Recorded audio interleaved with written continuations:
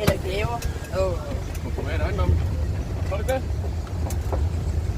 Jo, det må man. Det må man. Jeg var lige blive på fuldsvejs i år. Det er fedt. Vi skal lige op i håndværker, så vi kan bruge os over et eller andet.